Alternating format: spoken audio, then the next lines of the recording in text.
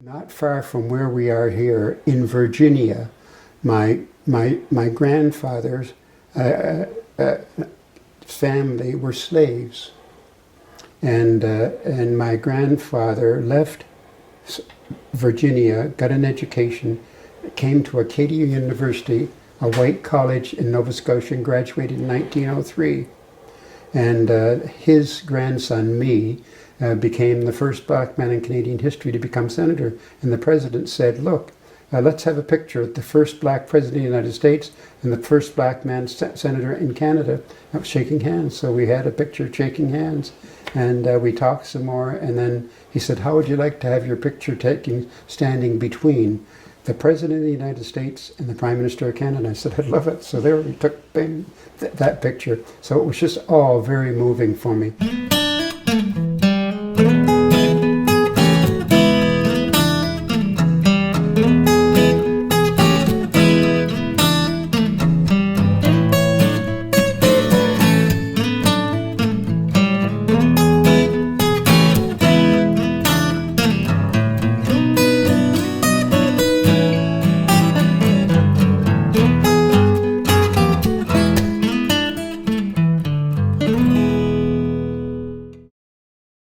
Well, it was a small Baptist university town, and my mother and father and brothers and sisters were the only black family in town.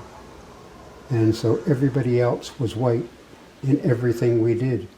The doctors were white, the school teachers were white, the preachers were white, everything was white. And so it was a question of, since we were different, because when you looked at the color of your hand, you could see you were different from everybody else, we had to adjust. So we were lucky because we had a small little farm, and we had some pigs, we had some chickens, we had a cow, and we had large gardens. We had apple trees and other fruit trees like plum trees and so on, cherry trees. Every kid and everyone had a job and various jobs to do. My jobs were to clean out the pigs and to clean out the chickens, pick up the eggs, prepare the chickens that we're going to have for Sunday dinner, carry in the wood, split kindling, shovel in the coal. Those were the kinds of jobs that I had. But my sisters and I all had jobs out in the garden weeding, because we grew so much stuff that we could sell it to help the incomes of my mother and father. And when I was growing up, my father was a truck driver and a janitor, making $25 a week, and with 5 kids. And so my mother worked as a dressmaker, and she taught sewing, and she taught piano, and but somehow would get charge $5 for a piano lesson. So it was not big money. And if we raised strawberries in the garden, we would pick them and sell them on the roadside for 25 cents a box. But it all helped the family. Bringing forth the resolution in the Senate to make February Black History Month, and a month where we praise and give credit to the contributions of blacks over many years, over 400 years.